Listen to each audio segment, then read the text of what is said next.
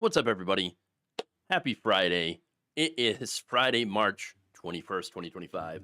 And I am logical leftist Jeff Waldorf here with you. And let me tell you what, it's quite, well, let's just say it's been the end. It's the end of quite of a week. Okay. It's quite a week that we have had. And I can't even articulate it correctly. It has been that kind of week. So, those of you who've been following along, you know why. Okay, all the disaster that Trump and Musk are doing, everything that is that they are trying to do to break the government, and to, of course, break us, break our wills, stop us from fighting against the oligarchic takeover of the Republican Party, and really, it's this fascism. That's what we're facing right now. That said, look, it's Friday. We got a lot of stories to get to. We have Musk trying to buy an election in Wisconsin. It's a very, very important election that I'm going to talk about, and I should have been talking about it a little bit more beforehand. But hey, better late than never. We got 2 weeks left until that election, so I'm going to talk about it. We have Doge and the SSA. Bad news for Doge, good news for us. We've got Bernie Sanders with a new message to progressives. You're going to either be very happy or a little infuriated. I myself am actually quite happy about it, but we'll get into the details there. We have voters that are just ripping apart Democratic politicians, okay, at these town halls. Angry voters, angry Democratic voters, and so look, you got some Democrats that are catching strays for Democratic leadership. Can't say that I'm all surprised. So we're going to talk about that, and then finally, a little bit of a different type of story. AI, not good.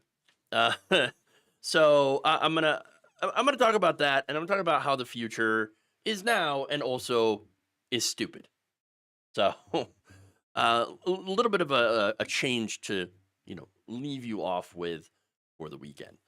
With that said, let's dive into the story. Oh, actually, you know what? Before we do that, I know I'm making a liar out of myself. I said I was going to dive into the stories, but first I want to thank some members and patrons as well.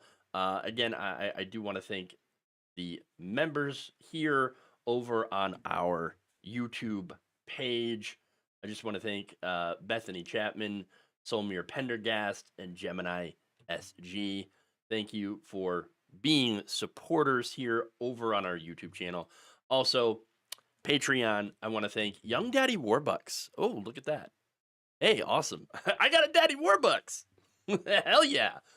Richard Watley, thank you. Rory Johnson, Bernie Benson, Prussia Antique, Delta, and Nightcrawler, who is a pretty awesome X-Man, actually, from what I hear. So, hey, yes, I'm a tiny little bit of a comic book nerd. I do love superheroes. And so X-Men was something that I grew up with back in the 90s. I love that series. And by the way, I love how they brought it back. That's right. I do need to watch the final of the next season, I should say, of that. But yeah, the X-Men, you gotta love it. All right. With that said, let's go to the politics. We got news. A very important Supreme Court race is happening in Wisconsin, and Elon Musk is trying to make sure that he comes out on top. Republican Brad Schimmel and Democrat Susan Crawford, they are both vying for a seat in what is becoming the most expensive Supreme Court race of the year. Samantha DeForest Davis, the research director for the Wisconsin Democracy Campaign, reported that independent expenditures in this contest are about 103% higher than what it was at this point during another previous high stakes race in 2023. So this is actually that race made it so that Wisconsin actually had a liberal dominated Supreme Court. Okay, so that was a very, very important race.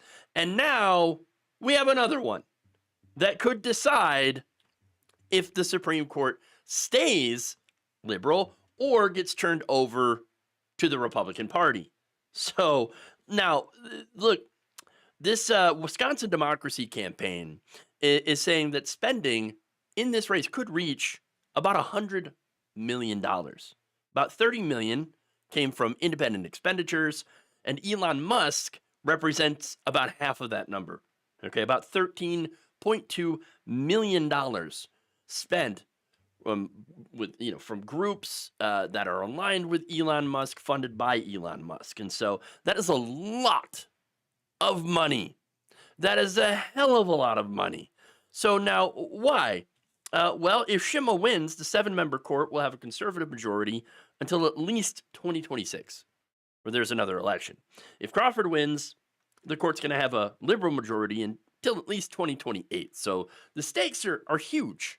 Okay, very, very high. And it's going to have impacts on decisions like abortion rights, redistricting, election law, but also is widely considered to be a proxy fight between the two major parties, their donors, and of course, President Donald Trump. Now, Trump, of course, is not on the ballot this time.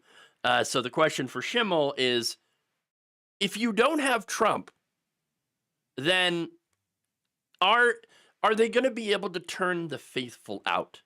Okay, that's what Republicans and Elon Musk are hoping for. They're like, no, we got to get these people out because we've got to dominate the Supreme Court. Okay, we have to get this court back so that we can take away people's rights, so we can crush labor and make sure that, our donors get everything. On the other side, of course, Democrats are wondering if they can harness some of the anger against the Trump administration, Doge, Elon Musk, in order to turn out that vote as well. And they've got their own billionaires, by the way. Again, everybody's jumping into this race. You got wealthy Democrats that have given money to Crawford, including most recently former New York Mayor Michael Bloomberg. I'm generally, look, for the most part, I generally get worried when you get Bloomberg involved, okay? But his group allocated about $600,000 in planned spending. But you know who else got involved? George Soros. He gave $1 million, and now you have $500,000 from billionaire Illinois Governor J.B. Pritzker. I actually do like J.B. Pritzker. I still don't think billionaires should exist, but just strip him of his billionaire status, and he'd be perfect. He'd be fine, because he's actually a pretty decent governor, okay, from what I've seen, okay? Nonetheless, right, everybody's gotten involved. You got billionaires on both sides, but still, when it comes down to how much influence, how much money has been given, overwhelmingly, it's Elon Musk, okay, that has given the most money. So, that said, where's all that money gotten them at the polls? Well, with less than 2 weeks left before this election, Schimmel is trailing Crawford by 48 to 43. So, now, wait a minute. You'd be like, oh, well, thank God. Schimmel is losing. Not by much, though. Okay, and again, this is according to polls conducted for Musk's Political Action Committee. Okay, so that poll been released, and you can see that that's not an enormous lead. And by the way, that lead used to be bigger. Thanks to Musk's efforts, Schimmel has actually gained about 8 points in the polls. All right. So that said, there's currently a lead. Democrats are hopeful. You already have early voting that is happening in Wisconsin. Okay. Now, the survey conducted by pollster Ryan Tyson indicated that Schimmel has an enthusiasm issue with Trump voters. He needs more excitement to turn them out. So he's going to go super ultra MAGA, which he already has. Okay. And so there's that, and they could turn out. That could happen. And if it does, oh shit. Better watch out. Andrew Romero, the group's senior advisor, wrote in a memo that Schimmel, in order to win, needs to tout his pro-Trump bona fides and to lean into the messaging that Democrats are, get this, soft on crime. So, number one, be more Trumpy. And secondly, soft on crime Democrats. So I love that narrative, by the way. Democrats, so soft on crime. Wait, are you kidding me? We're talking about a president who is a convicted criminal and has pardoned about 1,600 J6ers, including ones who did violence on and even before January 6th, by the way, as well as some of them who had been involved in sex crimes. Okay, I think that it is Donald Trump that is soft on crime. It's the super BS narrative. Though, to be fair, the fact that Donald Trump is currently not in prison, it does kind of prove that argument in a way. All right. And what do I mean? Well, it turns out that, yes, there are Democrats that are soft on crime, but only when it involves incredibly wealthy and powerful Republicans. In fact, both parties seem to be just fine with that white-collar crime. Okay, to be fair. All right. That said, we got a major race here. Elon Musk is out there trying to buy the election, just like he tried to buy and was very successful at the presidential election. He gave $277 million. This guy has got money and he's not afraid to throw it around. Okay. And of course, it's so that he will not be held accountable by the courts. So this is extremely important. And again, I wish I would have covered it a little bit earlier. And it is also, by the way, why I wish we did not have any money in politics. None. Get it all out. For one, Musk wouldn't have been able to buy his way into the White House. I mean, that's a big thing, right? We also might have more progressives in office. Wouldn't that be great? And not only that, but Republicans, one of their big things is, George Soros. They wouldn't be motivated to turn out by the specter of George Soros. Okay? Look, the problem with politics is it's become billionaire versus billionaire. And you know who has more billionaires? The right wing. Those billionaires are far more ideologically motivated. Okay? And a lot of the billionaires that we have on the Democratic side, they're not progressive. Okay? They are for milquetoast, status quo, establishment, pro-corporate policies.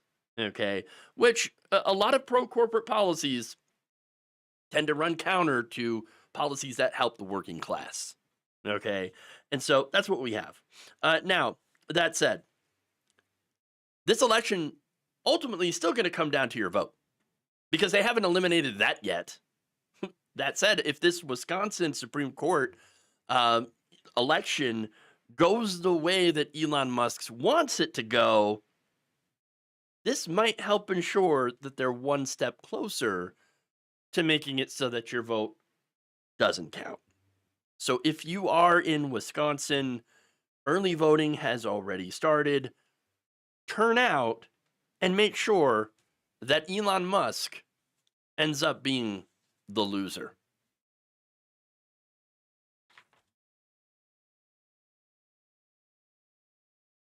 Was it a good burn?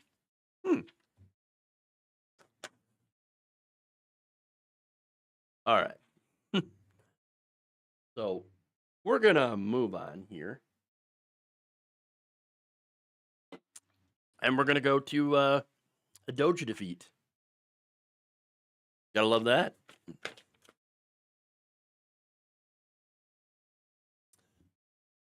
A federal judge has delivered a blow against Doge in blocking President Donald Trump and Elon Musk's Department of Government Efficiency from being able to access the Social Security records of millions of Americans. Maryland-based District Judge Judge Ellen Hollander issued a temporary restraining order on Thursday in a case brought against Doge, the SSA, and its commissioner, Leland Dudek, by the American Federation of State, County, and Municipal Employees, the Alliance for Retired Americans, and the American Federation of Teachers. Now, of course, the administration is already threatening to shut down SSA as a result of this decision. In a 137-page opinion, Hollander wrote, "The Doge team is essentially engaged in a fishing expedition at SSA in search of a fraud epidemic based on little more than suspicion. It has launched a search for the proverbial needle in the haystack without any concrete knowledge that the needle is actually in the haystack." To facilitate the expedition, the SSA has provided members of the SSA Doge team with unbridled access to the personal and private data of millions of Americans, including but not limited to Social Security numbers, medical records, mental health records, hospitalization records, driver's license numbers, bank and credit card information, tax information, income history, work history, birth and marriage certificates, and home and work addresses. That is a hell of a lot of personal information that should not be in the hands of the Doge blunderkins. Funny enough, okay, these blunderkins did not want to be identified. They didn't want their personal information out there when they had access to all of ours. No, hell no. No, no, no. Now, get these people, get them away, okay? Keep them away, because this is only a temporary order. Now, she continued, "Yet defendants with so-called experts on the Doge team never identified or articulated even a single reason for which the Doge team needs unlimited access to SSA's entire record system, thereby exposing personal, confidential, sensitive, and private information that millions of Americans entrusted to their government. Indeed, the government has not even attempted to explain why a more tailored, measured, titrated approach is not suitable for the task. Instead, the government simply repeats its incantation of a need to modernize the system and cover fraud. Its method of doing so is tantamount to hitting a fly with a sledgehammer." I really like her order. Okay. I love the use of the word incantation in this. I love it. As well as, of course, calling it tantamount to hitting a fly with a sledgehammer. That is absolutely accurate. Look, the whole idea that there's massive fraud in Social Security is actually the real fraud.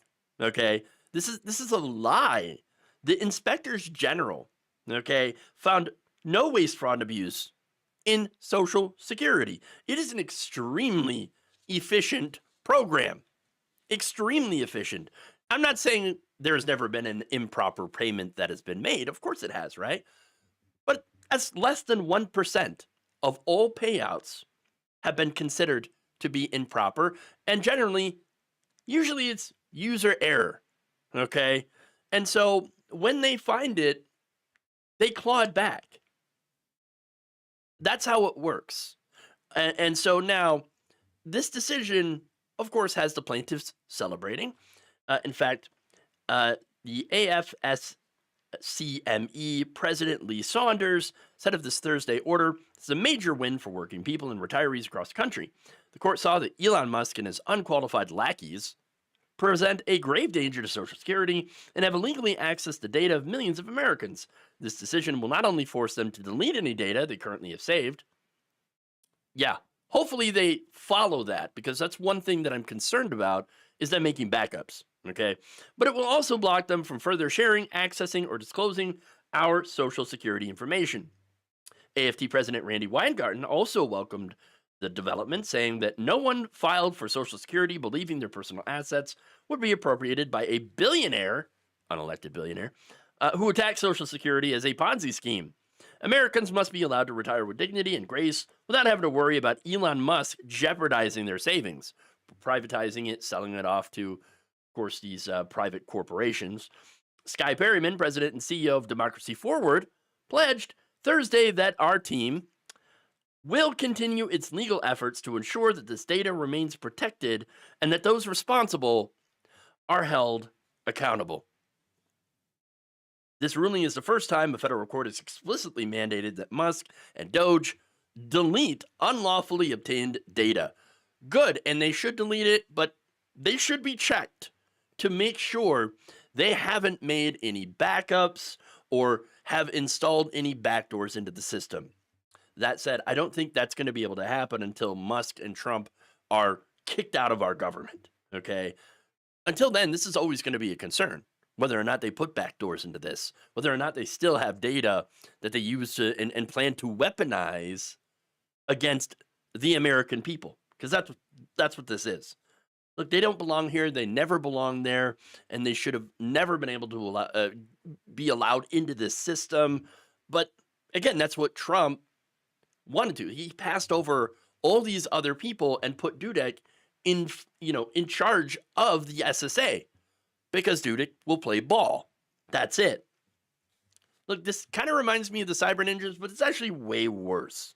Okay, remember the Cyber Ninjas tried to audit this election data in Arizona, but they were idiots. They didn't know what they were doing. And so you had that, which was all sorts of unqualified people accessing data that they shouldn't be allowed to access. But again, this is worse because you have it in a much more vital system that millions of people rely on. But it is one that Republicans have been targeting for destruction for decades. They've been coming after Social Security since its inception. And yes, it is the third rail of politics, okay? If you touch it, you lose your election. So they figured out, well, we don't have to touch it. Let's just make Elon Musk touch it. Let's let him do it.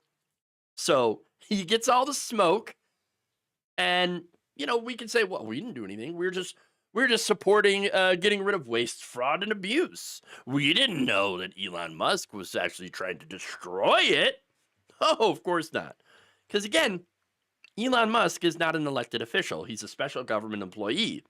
What election would he lose if he destroys Social Security? Yeah, okay, he'll be super unpopular, right? But what's a little anger at him worth compared to destroying one of the most popular and effective government programs ever devised? You got people in the government, people on the right saying, you know what? This is a great plan. We can get rid of Social Security and then not get the smoke for it. Great. So what if we destroy a program that has lifted millions of people out of poverty and has never missed a payment? Hey, you know what? Great, let's destroy it. Hand it over to our rich friends. That is the end goal. To get rid of Social Security as we know it. To let Musk and Doge take all the blame for doing something that they've wanted to do for a long time. It's almost the perfect heist.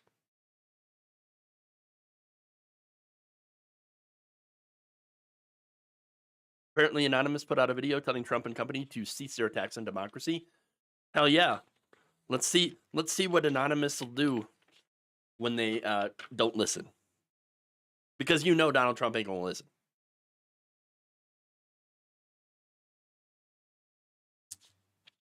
All right. So let's move on to the, I should say, controversial segment. Because I know some of you are going to be happy. Some of you might get a little mad. So why don't we jump into it? Independent Senator Bernie Sanders has a new message for those who are trying to fight against Trump and oligarchy. Run for election, but forget about running as a Democrat. Here's what he told the New York Times. One of the aspects of this tour is to try to rally people to get engaged in the political process and run as independents outside of the Democratic Party. Now understand, this is way different than what Bernie Sanders was saying before, as We need to run, in the Democratic Party to try to take over that party and turn it into a party for the working class. Now he's like, that obviously ain't going to work. Okay, not going to work. So why don't we run outside of the party now? So now he said, there's a lot of great leadership all over this country at the grassroots level. We've got to bring that forward. And if we do that, we can defeat Trumpism and we can transform the political situation in America. Now, he also, of course, said something similar in an interview with Hassan Piker. You've talked recently with the New York Times about what the future of the Democratic Party looks like and what maybe young enterprising individuals must do. And I believe I'm paraphrasing here, you said something along the lines of like running as an independent rather than utilizing the party. For me, that's not a very radical concept because I am the longest serving independent in American congressional history, and I've always run as an independent. Look, I think the Democrats over the years deserve credit for the work they've done on women's rights, on gay rights, on civil rights in general, fighting bigotry. They deserve credit, and they've made progress. But I don't think anybody with a straight face can tell you that they've stood up for the working class of this country. And I think that's why so many working class people have drifted into the Republican Party, not because they believe in tax breaks for billionaires or they don't believe that climate change is real. It's they look at the Democrats and there's not much there. So what my view is people should think about running as they want, progressive independents, should run as progressive Democrats. But don't necessarily feel that you have to run within the Democratic Party. And I think as you may recall, in Nebraska, a fellow named Dan Osborne ran a really, really powerful campaign as an independent, running as a very proud trade unionist, running on economic issues, and he did extremely well, much better than anyone had anticipated. So that was my point, and I think it makes sense. So let me just say that it's great to see Bernie Sanders speaking with someone like Hassan Piker. Okay, look, like him or not, Hassan Piker reaches a lot of people and does a really effective show. He does very effective messaging, and that's why there's a lot of people mad at Hassan Piker. Okay, but he reaches a lot of young people. He has a massive presence on Twitch, and so it makes sense for someone like Bernie Sanders to actually speak to him instead of talking to just the New York Times. Yes, he can do both, by the way, and that's what he did. But staying in, establishment legacy media is one of the problems that the Democrats have. Now, Bernie Sanders, independent, but he generally also had a similar problem where he would speak to not, just legacy media, but now seeing him speak to other media like Hassan, I think that is a great thing. Yes, speak to independent media. It doesn't just have to be independent lefty media, independent centrist media. It doesn't matter, right? If that exists. I'm sure it does. But speak to independent media. Get outside of that legacy media bubble. Okay, so now that said, do I agree with him on the substance of what he said? Yes, I do. I think that anybody who is leftist or progressive that has been paying attention since 2016 or 2020 knows that currently, the Democratic Party is where progressivism goes to die. Now, I don't like that. I wanted for so long for that to change. Okay, but right now you have a situation where where progressives cannot just can't get through a Democratic primary. Okay, they just can't. Even though in many polls, progressive policies do extremely well with the wide range of the electorate. You have so many institutional roadblocks that are preventing progressives from being able to get through those primaries. You've got APAC spending, you have DFA spending, you have these large donors, you have Democratic leadership that puts roadblocks in front of progressives. That's one of the problems here, okay? So now, of course, the Democratic leadership has also fought very, very hard to stop progressives, to stop people from the left. They fight harder against the left than they do against Republicans, against Donald Trump. And their fighting against Donald Trump has been extremely ineffective. In fact, there really isn't much of a fighter here. Chuck Schumer, not really a fighter. Hakeem Jeffries, not really a fighter. I gotta say that even though I have some issues with Nancy Pelosi, even Nancy Pelosi is showing a little bit more fight than Hakeem Jeffries.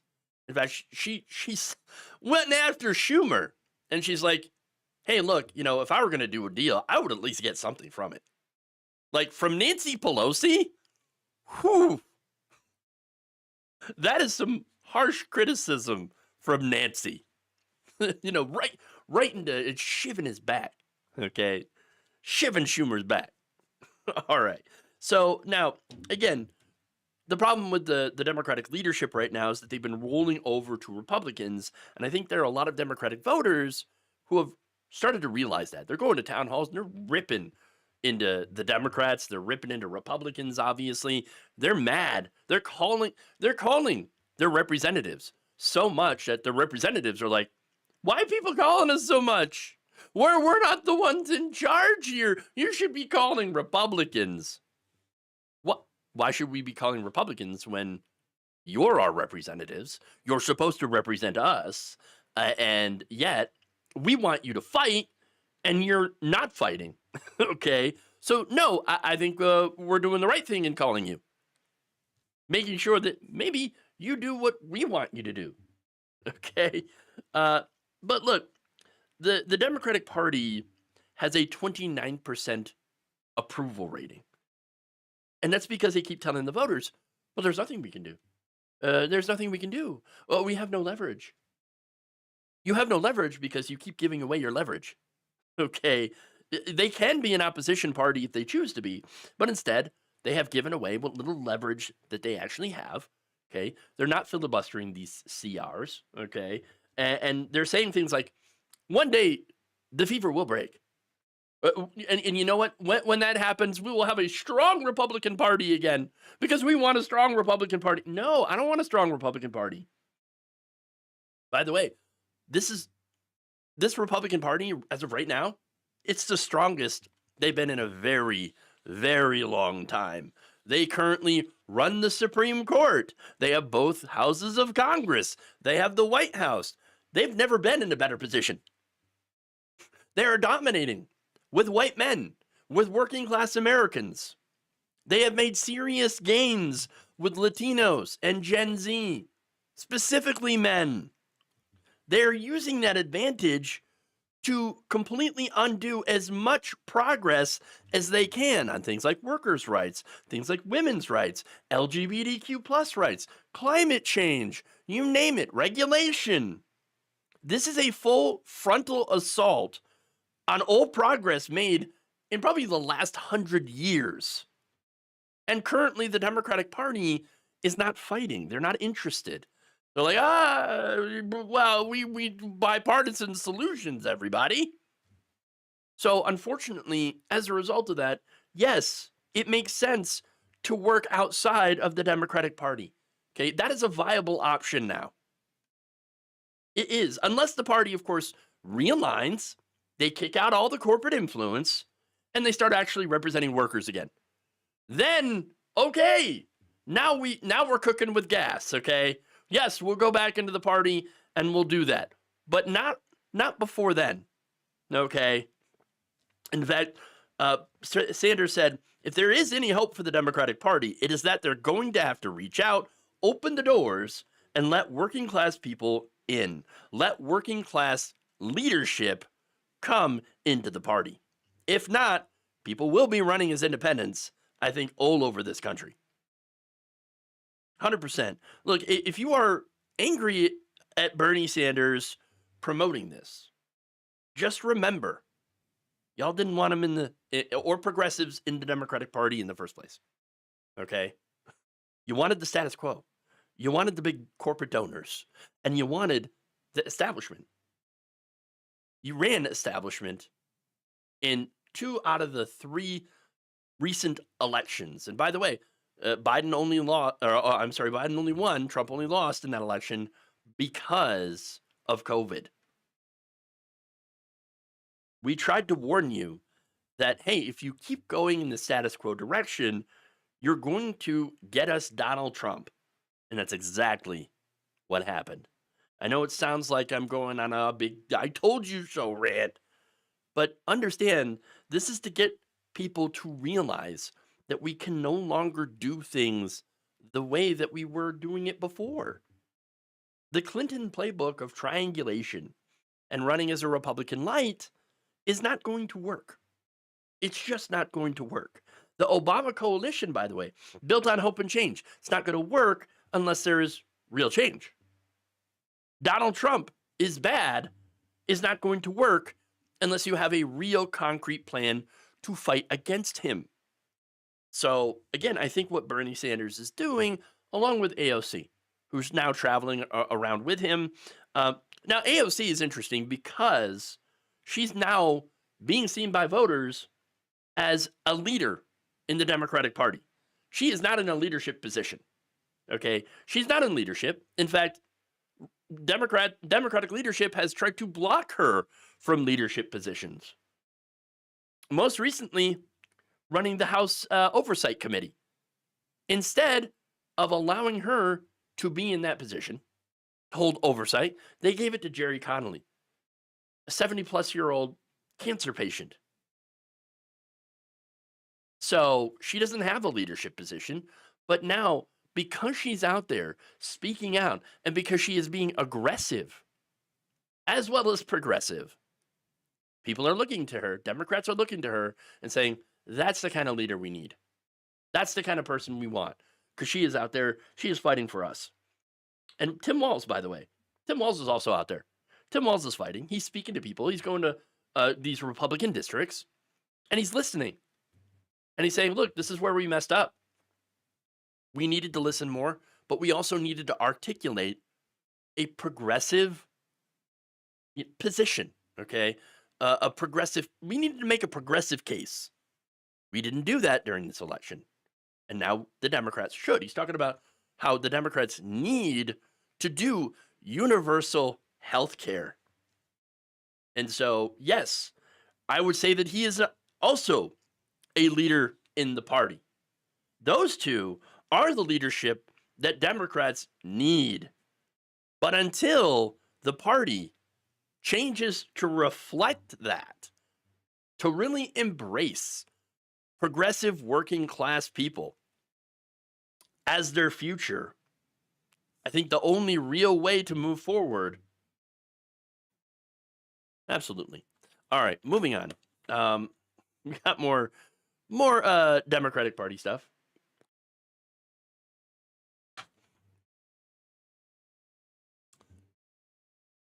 The anger being expressed at town halls by voters is not just impacting Republicans, who have in large part, by the way, stopped doing those events, for the most part anyway. Now, Democrats are also facing their own angry voters who wish that they would do more to fight against Donald Trump. Most recent happened in New Hampshire with Representative Maggie Goodlander. She faced off against one such crowd in Concord on Thursday. More than 200 people packed a high school auditorium on Wednesday to question her, expressing anger at the Democrats' lack of opposition to the Trump administration's agenda. In fact, one person, Lisa Perrone from Hillsborough, according to the Concord Monitor, said, "There is no fight in the Democratic Party anymore." Perrone said that she had been calling federal offices every day to make her views known and did not see her representatives leading by example. Quote, "I am doing my part. I feel let down." Look, she's not the only one. There's a lot of people feeling let down by the Democratic Party. I mean, look, the way that current Democratic leadership is going, maybe if you presented them with a $30,000 check, then maybe they might actually listen to you. Okay? But until then, sorry. Right now, Chuck Schumer only really listens to the donors. Now, others, by the way, she also added, what I'm hearing tonight is holy anger.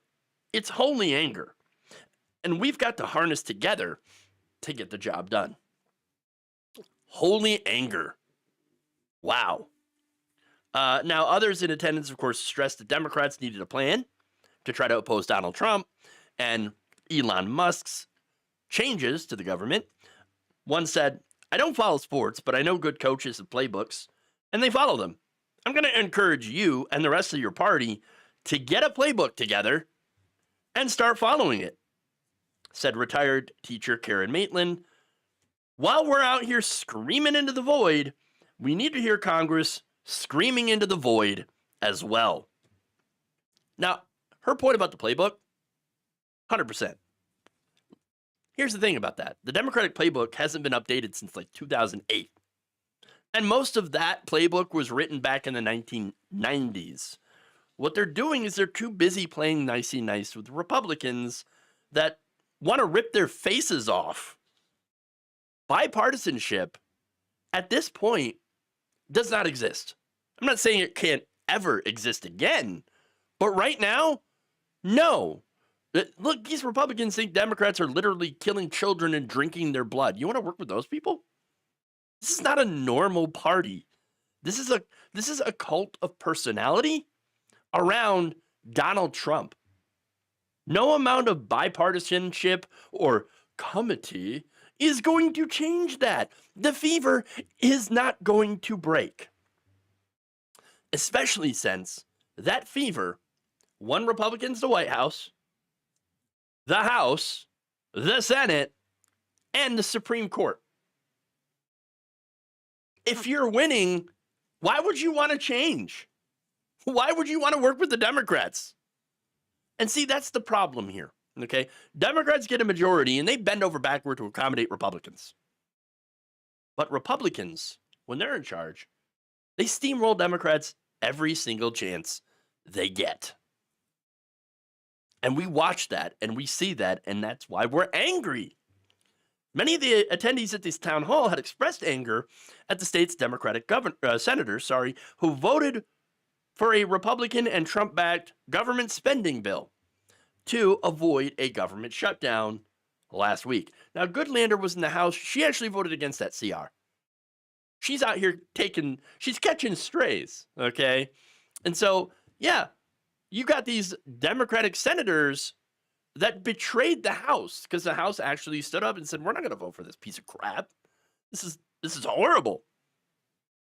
But the Democrats in the Senate were like, actually, we will vote for this piece of crap, and we'll vote for it happily. We will take these. We will take this piece of crap and we will put it in a sandwich. No, you don't want to do that. Now, as I said, Goodlander, when that bill was on her desk, she told the Monitor, this is another partisan stopgap by Republicans that include no protections for Social Security, Medicare, or Medicaid. We've got to use every tool we have. We have to create leverage wherever we possibly can, create it to fight this fight. Goodlander told the audience, our Constitution is being tested like it's never been tested before, and we've got to be clear and completely relentless in the way that we are governing. So as I mentioned, though, all right, Goodlander, not really the problem. That said, she did say, well, bipartisanship is great, though. I'm going to work with anyone who works with me. All right, well, again, I think she's kind of missing the point here. You might want to walk that one back because there is a poll showing that most Democrats are not interested in working to help Donald Trump's agenda. Back in 2017, and this is what's interesting, right? 59% of Democrats said that they did want their congressional Democrats to make compromises with Trump in order to gain consensus on legislation. 33% said they should stick to their positions, even if that means not being able to get things done in Washington. So overall, Most of the party was like, no, look, okay, we'll work with Republicans, bipartisanship, yay. That was Trump 1.0. Back then, Trump was seen as an aberration, a fluke, something to not take seriously. This is different. He won again by a larger margin this time and has systematically attacked the government. And so, look, it's much more serious now. And so you got Democrats that are like, uh-oh, this is really bad. The hell with bipartisanship. Let's fight. Again, Trump is the Republican Party. He's not an aberration anymore. Okay? Voters see that. They see that. And so that's why the sentiment is completely flipped. Almost 2/3 of Democrats, 65%, said that they want congressional Democrats to stick to their positions, even if that risks sacrificing bipartisan progress. And just 32% want them to make legislative compromise with Donald Trump. So this is pretty clear. Voters are saying, fight Trump, fight him. And by the way, here's one of them. This is Mary Font, 46-year-old combat veteran from California. She said, I don't expect anything to get done, any productive things to get done during this time. But I would hope that they could prevent destructive things from happening or do what they can to prevent those destructive things from happening. So understand that, yeah, we're not going to get anything done. Well, that's exactly what Republicans did. They made sure that nothing would get done, nothing productive. Now, the only difference is we need to make sure, Democrats need to make sure that nothing destructive gets done. And that's it. Stopping the destruction. And yes, that means be an opposition party. And that's the message from Democrats, from Democratic voters. Either be the opposition party or get out of the way for people who want to actually fight.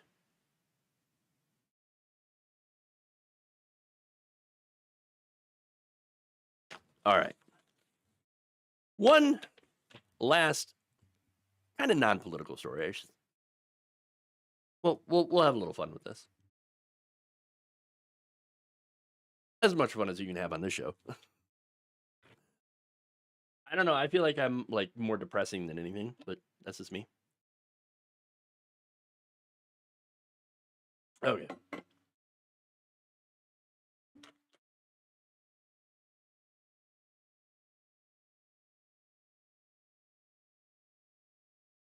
The future is here, and it's stupid. A man who has never been committed of a crime is suing the company behind ChatGPT, that's OpenAI, after the chatbot had falsely claimed that the man had murdered his 2 kids, who are very much alive, by the way. Arve Hjalmar Holman, who's a self-described regular person, so average guy, with no public profile in Norway, asked ChatGPT for some information about himself and had received a reply claiming that he had killed his own family. Wow. Responding to the prompt, who is Arve Hjalmar Holman? ChatGPT replied, he is a Norwegian individual who gained attention due to a tragic event. He was the father of 2 young boys, aged 7 and 10, who were tragically found dead in a pond near their home in Trondheim, Norway, in December of 2020. The response went on to claim that the case had shocked the nation, and that Holman received a 21-year prison sentence for murdering his kids, which of course was news to him because his kids are totally fine and he didn't actually murder anybody. Holman said in a complaint to the Norwegian Data Protection Authority that this completely false story contained elements similar to his own life, such as his hometown, the number of kids he has, and the age gap between his sons. So that is a lot of personal information. The complainant was deeply troubled by these outputs, which could have a harmful effect in his private life if they were reproduced or somehow leaked in his community or in his hometown, said the complaint, which has been filed by Holman and Noib, a digital rights campaign group.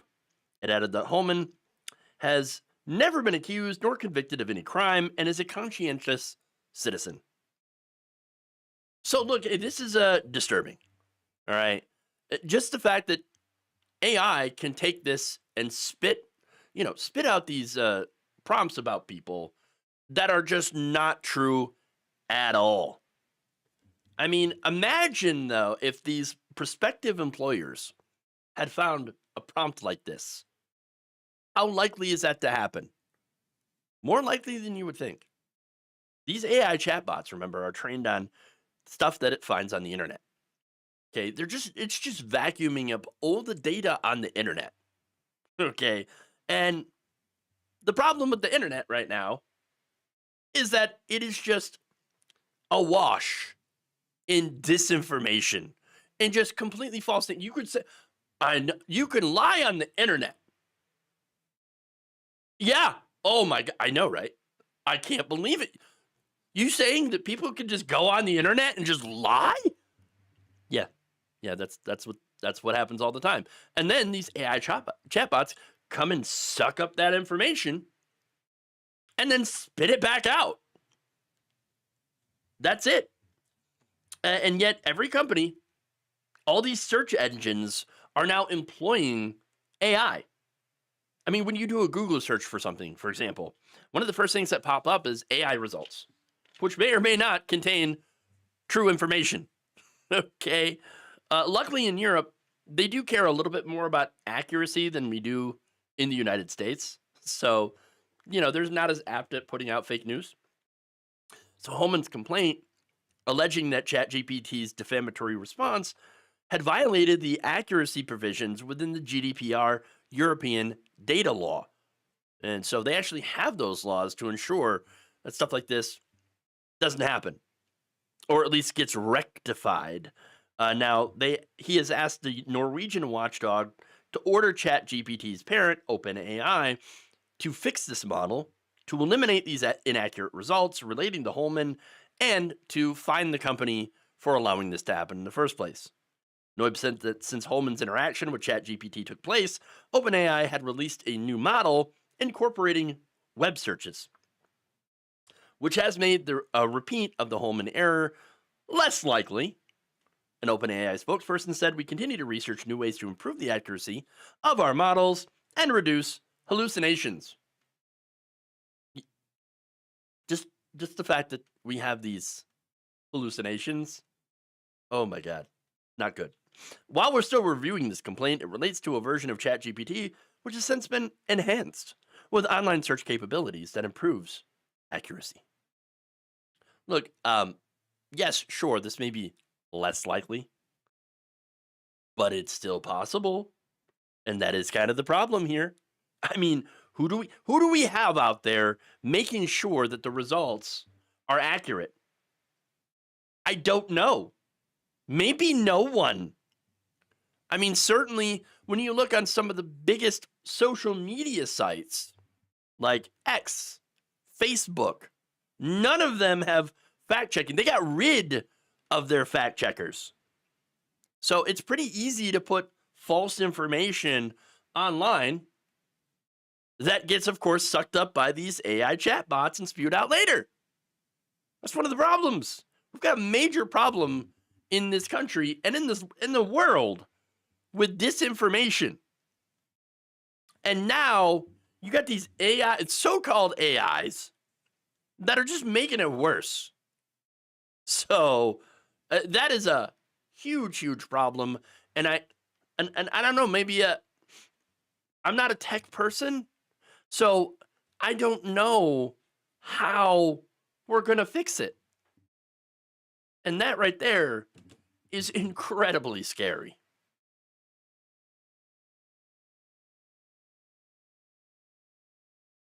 You are correct. AI does infringe on copyright. It's infringing on a lot of things. And you know what's the worst thing about it though? Like AI is, and that's part of the copyright thing. AI is taking over art. Why is AI doing art while we're stuck doing the BS jobs?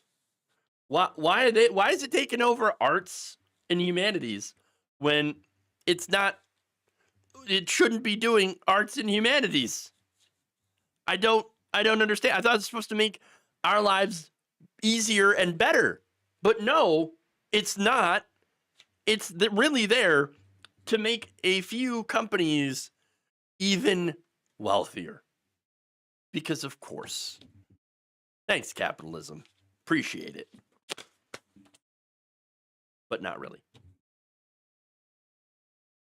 All right. That's all I got for you today. Thank you for watching the show.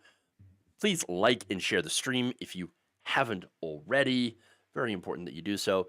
If you like the show, if you want to support it, because we really, really do need your support, go sign up, become a member, a channel member on YouTube, or become a patron. Patreon.com/JeffWaldorf. Trying to get to 1,000 members, and we're nowhere near close. So please sign up. Help keep us on the air. Our reach is severely diminished. Views, revenue cut almost in half from before this election. So something's going on, and it ain't good.